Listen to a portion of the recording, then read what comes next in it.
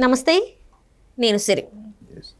Telangana AP విడిపోయిన తర్వాత ఏపీలో చాలా వరకు భూమి ధరలు పడిపోయాయని చెప్పేసి చాలా వార్తలు అయితే రావడం జరిగింది. అయితే దీని తర్వాత ఏంటంటే ఇప్పుడు జనవరి ఫిబ్రవరి తర్వాత గుంటూరులో అయితే చాలా వరకు భూమి రేట్లు పెరిగే అవకాశం ఉందని చెప్పేసి అయితే కొన్ని వార్తలు వస్తున్నాయి. మరి ఇందులో ఎంతవరకు వాస్తవం ఉంది ఏంటి అనే అంశాన్ని మనకు వివరించడానికి మనతో పాటు ఉన్నారు realtor oxygen founder CEO doctor Nandi Rameshwar Rao గారు. నమస్కారం సార్. నమస్తే సార్, ఇప్పుడు చూస్తుంటే మరి అంటే గత 10 సంవత్సరాలుగా ఆంధ్రాలో ఏపీలో అంటే విభజన తర్వాత అక్కడ భూమి రేటు అంటే దాదాపు అసలు ఎవరు కొనని పరిస్థితి, కొన్న వాళ్ళు కూడా చాలా తక్కువగా అమ్ముకున్న పరిస్థితులు.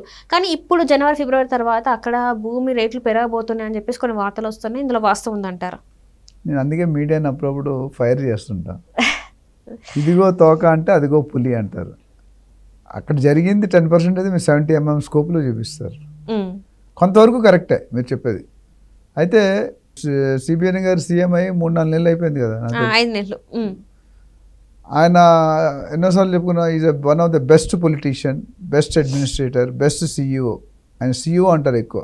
నేను CEO, నేను కూడా CEOగా వచ్చేసాను కదా, CEO బాధ్యతలు తెలుసు. CEO is called as a profit centre head. అంటే ఇన్ఫ్లో అండ్ అవుట్ఫ్లో, ఎస్పెషల్లీ డబ్బులు ఎప్పుడైతే ఇన్ఫ్లో అవుట్ఫ్లో కంట తక్కువ ఉందో మనం లాస్ట్లోకి వెళ్తాం. ఎప్పుడైతే ఇన్ఫ్లో ఎక్కువ ఉండి అవుట్ఫ్లో తక్కువ ఉంటే మనం ప్రాఫిట్లో ఉంటాం. ప్రస్తుతానికి మనకి అవుట్ఫ్లో ఎక్కువ ఉంది, ఆంధ్రాకి ఇన్ఫ్లో తక్కువ ఉంది. ఎందుకు? గత ప్రభుత్వం కానీ హ్యాపెనింగ్స్ ఏమీ జరగలేదు. ఇన్ఫ్రాస్ట్రక్చర్ కానీ, రోడ్లు కానీ, ఇండస్ట్రీ కానీ, ఫండింగ్ కానీ, కంపెనీలు కానీ ఏమీ జరగలేదు. 10 సంవత్సరాలు అయింది. క్యాపిటల్ అని చెప్పుకునే ప్లేస్ లేదు. అదొక మన అన్ఫార్చునేట్ సిచ్యువేషన్.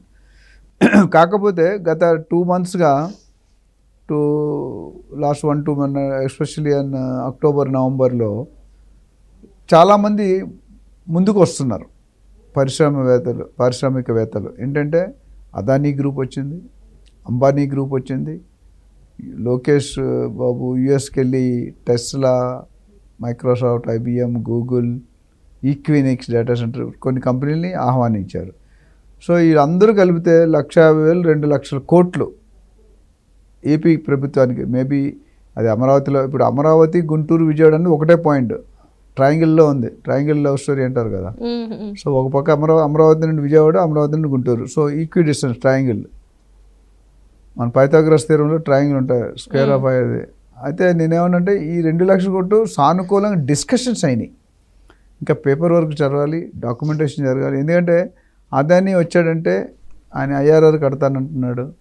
అట్లానే ఏమంటారు మరి పోర్ట్లో చాలా ఎక్స్పర్ట్ ఆయన. గంగవరం పోర్ట్ కానీ, కాకినాడ పోర్ట్ కానీ చాలా ఉన్నాయి. ఈ పోర్ట్ల డెవలప్మెంట్ చాలా ఎక్స్పర్ట్. అంబానీ చూసుకుంటే బయోగ్యాస్ ప్లాంట్స్ చాలా ఎక్స్పర్ట్. సో వాళ్ళు కూడా అయితే వాళ్ళు కొన్ని రాయితీలు అడిగారు ఏపీ గవర్నమెంట్ని. ఆ రాయితీలు సానుకూలంగా స్పందించి వర్కౌట్ చేస్తున్నారు. ల్యాండ్ రిజిస్ట్రేషన్ మీద ఎగ్జామ్షన్ ఇవ్వన్నారు, SEZలో ట్యాక్స్ హాలిడే ఇవ్వన్నారు, ఇన్కమ్ ట్యాక్స్ కానీ, GST కానీ, ఎక్సైజ్ కానీ, కస్టమ్స్ కానీ, ఇంకా రకరకాల సేల్స్ ట్యాక్స్ ఇవన్నీ ఉన్నాయి కదా. ఈ GST చాలా పెద్ద అమౌంట్, అది 20% 18% ఉన్నాయి ట్యాక్సులు. సో వాళ్ళు ఏమన్నారంటే వీటిలన్నింటిలో మాకు నెక్స్ట్ 10 years హాలిడే ఇవ్వమన్నారు. అంటే మేము కట్టము, ఆ సేవ్ చేసుకున్న డబ్బుల్లో ఇక్కడ ఇండస్ట్రీ పెట్టి ఎంప్లాయ్మెంట్ పెంచుతాము. ఈ నిజంగా ఈ 1,50,000 2 లక్షల కోట్లు మనకు వస్తే కనుక దాదాపు next 5 to 10 yearsలో 2 to 3 million jobs expect. కనీసం 2 million జాబ్స్, 1 million జాబ్స్ వచ్చినా 10 లక్షల జాబులు. అంటే ఆల్రెడీ అక్కడ గవర్నమెంట్ చెప్పింది కదా, ఖచ్చితంగా 20 లక్షల జాబులను అయితే పుట్టించాలి, అదే మా లక్ష్యం అని చెప్పేసి చెప్పడం జరిగింది. అండ్ ఇంకొకటి ఏంటంటే ఇక్కడ లక్షల కోట్లు పెట్టుబడులు పెట్టడానికి కూడా చాలామంది ముందుకు వస్తున్నారు. సో దాంతో భూమి రేట్ పెరిగిందని కూడా అనుకోవచ్చా సార్? మరి డెఫినెట్గా ఉంది. అంటే పెరగలేదు, పెరగబోతుందని చెప్తాను. డెఫినెట్గా నెక్స్ట్ 6 monthsలో ప్లాన్ ఆఫ్ యాక్షన్ క్లియర్ ఇచ్చి వాళ్ళు వైట్ పేపర్ రిలీజ్ చేశారు. ఇంకోటి మళ్ళీ సార్ రిలీజ్ చేస్తారేమో. క్లారిటీ ఇవ్వాలి, క్రిస్టల్ క్లారిటీ. అంటే మనం ఎక్కడ డెవలప్ చేస్తాం, ఏం డెవలప్ చేస్తున్నాం, IT కారిడార్ ఎక్కడ వస్తుంది, ఇప్పుడు తాడేపల్లి ఉంది, కాజా ఉంది, తుళ్ళూరు ఉంది, డైమండ్ రోడ్ ఉంది, సీడ్ యాక్సెస్ రోడ్ ఉంది. ఒక్కో దగ్గర ఒకటి వస్తుంది, అన్నీ ఒక దగ్గర రావు. సో ఆ ఏరియాస్ తెలియాలి.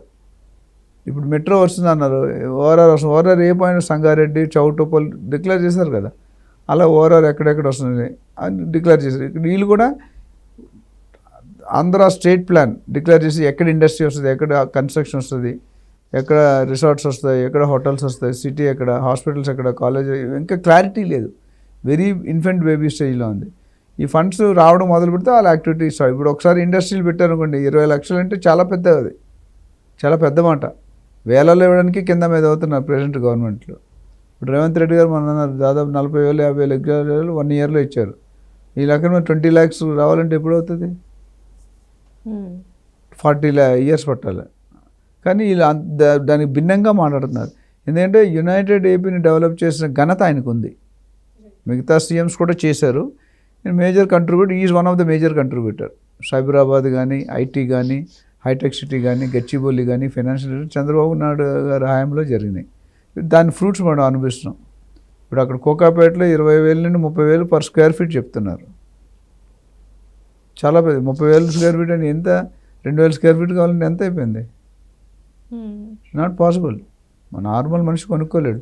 బట్ అక్కడ హైప్ అయింది, ఆ ఏరియాలో డెవలప్ అయింది. ఇన్ఫాక్ట్ రోడ్లు చూస్తే పెద్ద విడుతున్నాయి, ట్రాన్స్పోర్టేషన్ అన్నీ బాగున్నాయి. అంటే ప్లస్ ఐటీ కారిడార్ చాలా దగ్గర. ఐటీ కారిడార్లో దాదాపు ఇండియాలో 50 లక్షల మంది పైగా ఉన్నారు. 50 లక్షలు, 10 లక్షలు హైదరాబాదు, 10 లక్షలు బెంగళూరు, మిగతా 30 లక్షలు మిగతా అన్ని ప్లేస్లో. అంటే మనం 20%, 10 లక్షలు 50 లక్షలు 10 లక్షలు 20% ఆఫ్ ది కంప్యూటర్స్ మన ఒక్క స్టేట్ నుండే. అదే బెంగళూరుకి వెళ్తే రెండు సిటీల నుండి 40% మనమే చేస్తాం. అంటే చాలా పెద్దది. అంతమంది ఎంప్లాయీస్ ఉన్నారు. ఇక రోజు రోజుకు పెరుగుతూనే ఉన్నాయి. వేరే సిటీలు వస్తాయి, ఇవన్నీ చూస్తున్నారు. సో దీన్ని బట్టి చూసుకుంటే రానున్న ఫ్యూచర్లో డెఫినెట్గా it is going to be a big game, big deal. ఎందుకంటే వీళ్ళందరూ పెట్టుబడులు పెట్టి ఇండస్ట్రీలకు ఊరికే రారు కదా. ఇప్పుడు అదాని, అంబానీ వచ్చారంటే మిగతా వాళ్ళందరూ చుక్కలు లెక్కెడతారు. ఎందుకంటే వాళ్ళు అడుగు పెట్టారంటే మామూలు. దాంతో టెస్లా, టాకింగ్ అబౌట్ టెస్లా కూడా వచ్చే అవకాశాలు ఉన్నాయి. ఈక్వినిక్స్ డేటా సెంటర్ వరల్డ్ లెవెల్లో వాళ్ళు 260 డేటా సెంటర్స్ ఉన్నాయి. మన దగ్గర కూడా కొన్ని సెంటర్స్ పెట్టుకున్నారు. రానున్న రోజుల్లో ఆర్టిఫిషియల్ ఇంటెలిజెన్స్ కానీ, సైబర్ సెక్యూరిటీ కానీ, డేటా సైన్స్ కానీ, డేటా అనాలిసిస్ కానీ, దీని మీదే గవర్నమెంట్లు, ప్రభుత్వాలు నడుస్తాయి. సో దాన్ని బట్టి చూసుకుంటే ఓవరాల్గా ఇది మంచి పరిణామం. అయితే ఎంత స్పీడ్గా అవుతుంది, ఎప్పుడు అవుతుంది అనేది you have to wait and see. ఎందుకు ఇప్పుడు మాటలు చెప్పడం వేరు, మేనిఫెస్టోలో పెట్టడం వేరు, నిజంగా మనం దాన్ని అమలుపరచడం వేరు. అమలుపరచడానికి దానికి తగిన సంబంధిత స్టాఫ్ ఉండాలి, అధికారులు ఉండాలి, ప్రాసెస్ ఉండాలి.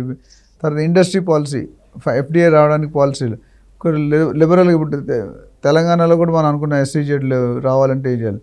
సో గవర్నమెంట్ తరపు నుండి సహాయం ఉంటే, కొద్ది రిబేట్ ఇస్తే ఎక్కువ మంది ఆసక్తి చూపుతారు, ఎక్కువ డెవలప్మెంట్ ఫాస్ట్గా అవుతుంది.